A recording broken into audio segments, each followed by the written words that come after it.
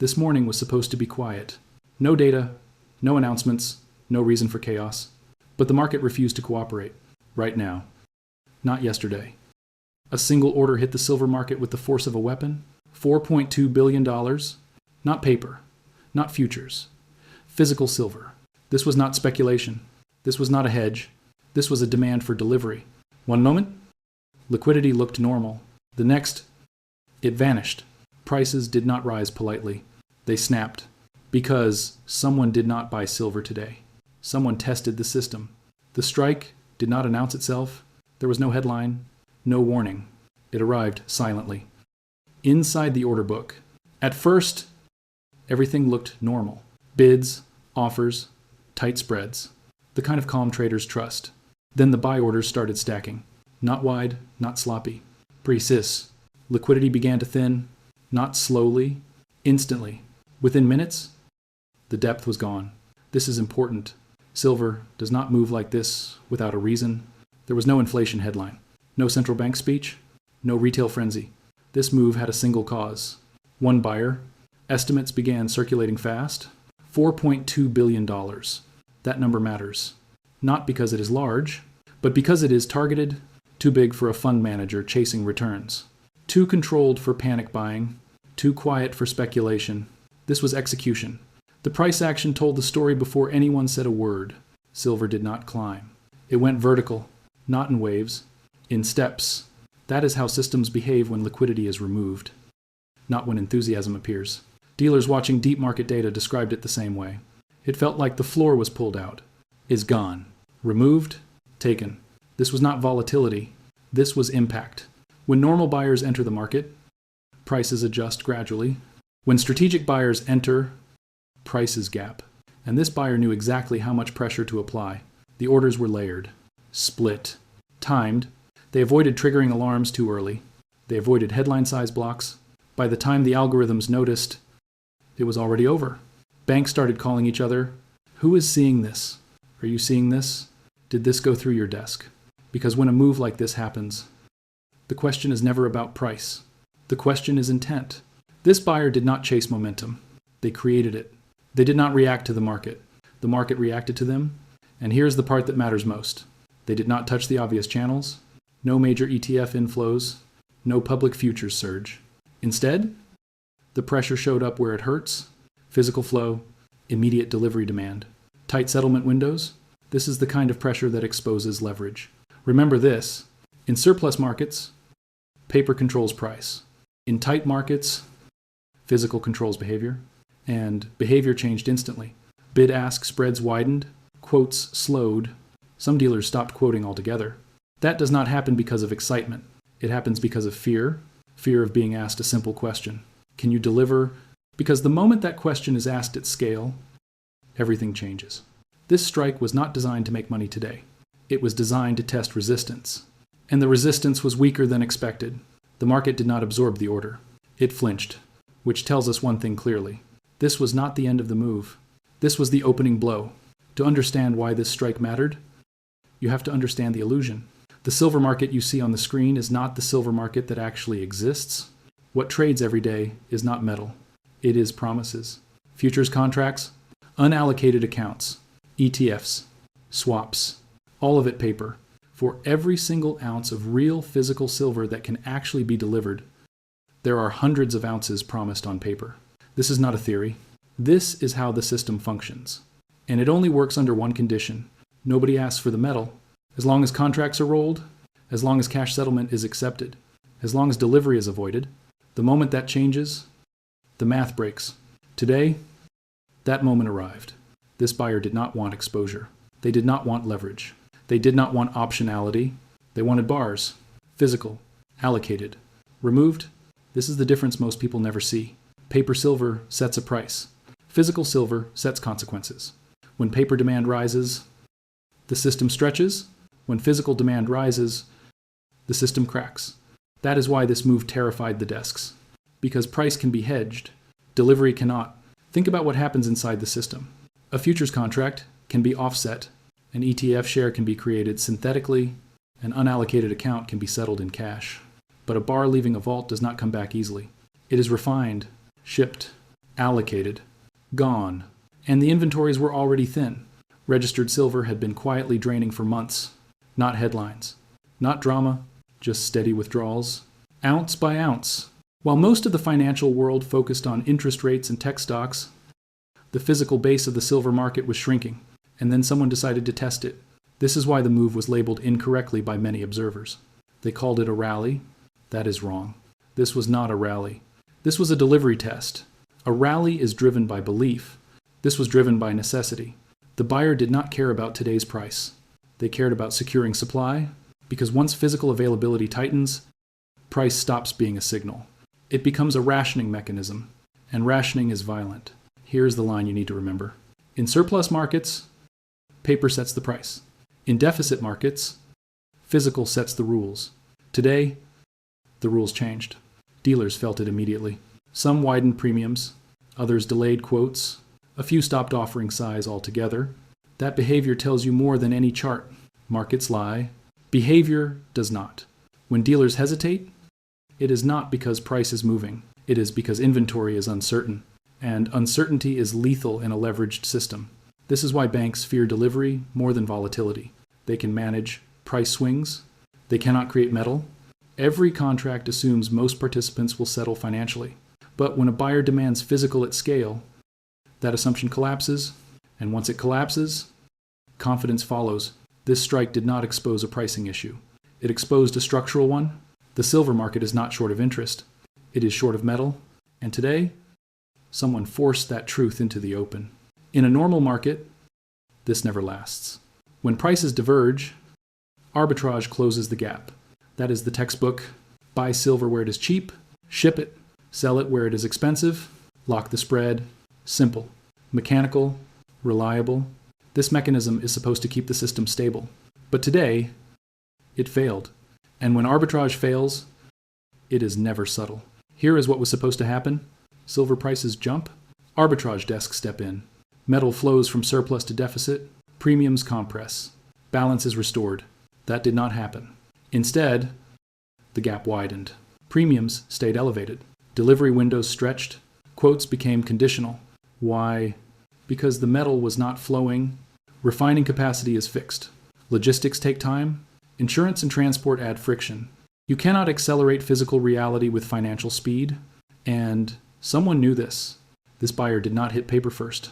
They went straight for the choke points. Immediate delivery, tight settlement, physical withdrawal. This is how you break arbitrage. Because arbitrage only works when metal can move faster than demand. Today, demand outran supply. Think of it like a bridge. As long as traffic is light, it holds. When too much weight hits at once, it collapses.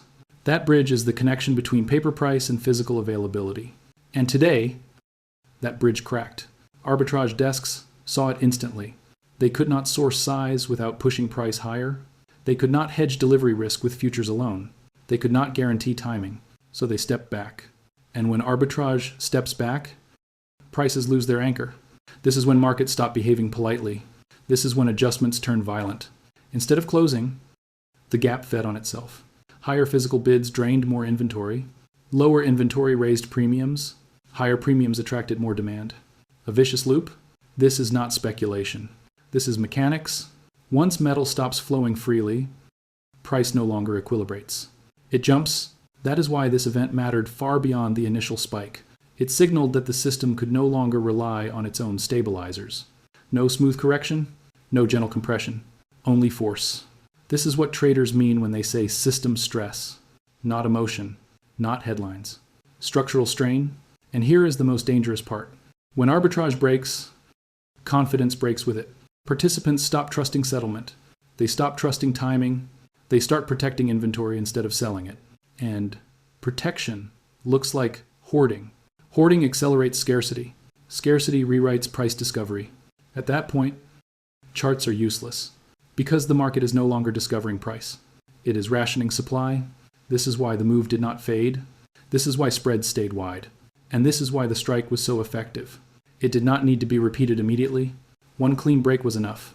Because once arbitrage fails publicly, every participant adjusts behavior. And adjusted behavior tightens the system even further. This is how small imbalances turn into systemic events. not overnight. But inevitably, when the bridge collapses, prices do not walk back to equilibrium. They jump, and today, the jump exposed something critical. The silver market is not protected by flow. It is protected by trust. And trust just took a hit. So who would do something like this? Who has the ability to move $4.2 billion into physical silver without blinking? And more importantly, who would do it quietly? Start by eliminating the obvious. This was not retail. This was not a crowd. This was not social media momentum. Retail does not demand delivery at scale. Retail does not route orders across time zones. Retail does not bypass ETFs on purpose. This was not a hedge fund chasing performance. Funds want liquidity. They want exits. They want optionality. This buyer wanted the opposite. They wanted metal that could not be rehypothecated. Metal that could not be borrowed against. Metal that could not be recalled. That narrows the list quickly. There are only a handful of entities on Earth that think this way. Sovereign funds, state-linked institutions, strategic reserve managers, players who do not measure success in quarterly returns. They measure it in control. And the structure of the buy tells you everything. Public buyers want attention. Quiet buyers want leverage. This order avoided headlines by design. It was split across regions. It moved through intermediaries. It stayed out of the obvious pipelines. No fanfare. No signal. Because if the market knew who was buying, the price would not adjust. It would explode. And that is not what you want when you are still accumulating. Now look at the size. $4.2 billion is not random. It is large enough to disrupt supply, large enough to stress delivery, large enough to force behavior changes. But it is still below the threshold that triggers emergency responses. That is calculation. That is restraint. That is experience. This buyer understood exactly how much pressure to apply without forcing intervention. They did not want a spike. They wanted a fracture. Now look at the target. They did not buy paper. They did not buy exposure. They bought time-sensitive metal. That tells you the objective was not profit. It was preparation. Preparation for what? Industrial users think in years, not days. Energy infrastructure, advanced manufacturing, defense systems, technology supply chains, all of them rely on silver. And all of them are vulnerable to disruption. If you control supply in a tight market, you do not need to control price. Everyone else adjusts for you.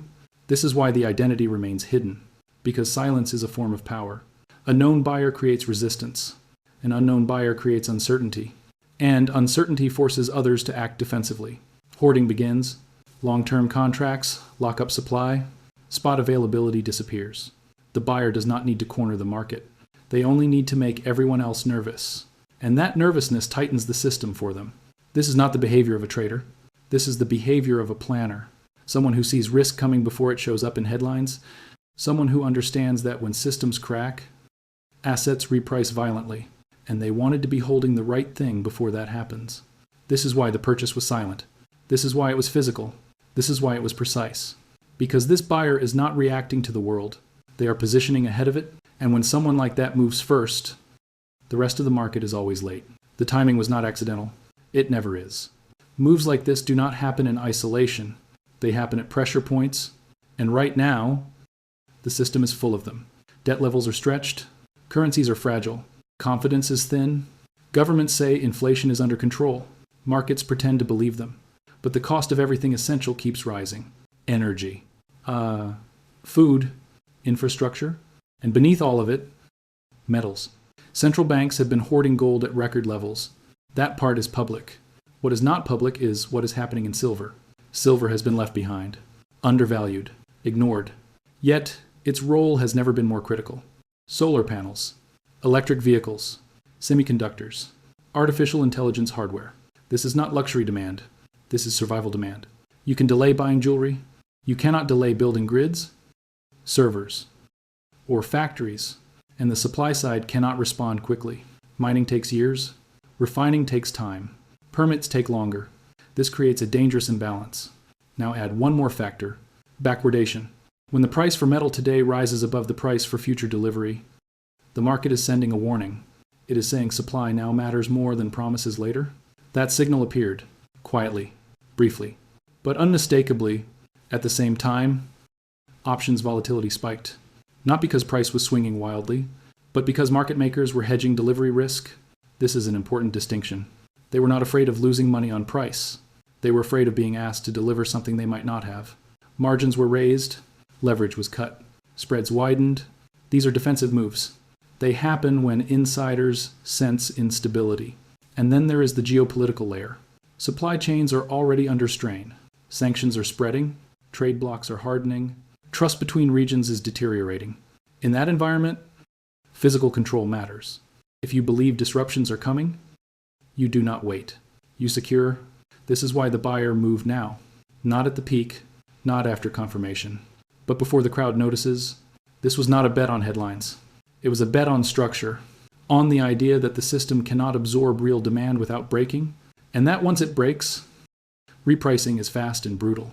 This is the moment when the market narrative shifts from price discovery to delivery priority, from liquidity to availability.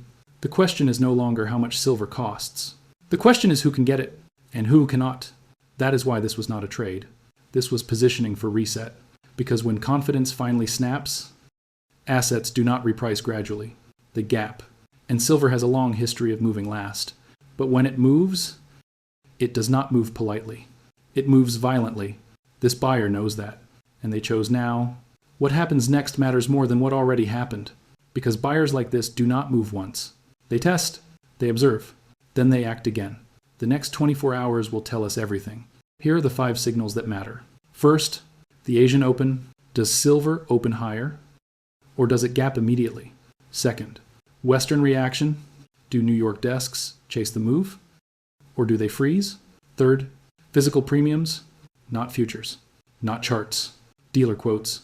Fourth, availability. In stock, delayed, call for quote. Fifth, volatility versus volume. If volatility rises without volume, liquidity is breaking. If these 5 signals light up together, there is only one word for it: scarcity. And scarcity does not create trends. It creates resets. From here, there are only 3 paths. A credibility crisis, where paper prices disconnect completely from physical reality. An intervention, where rules change. Margins rise, and delivery is discouraged. Or a violent repricing, where silver jumps in steps, not lines. The buyer who triggered this knows all 3 outcomes, and they are positioned for every one of them, because silver is not the trade. Silver is the fuse, and once a fuse is lit, the only question left is timing.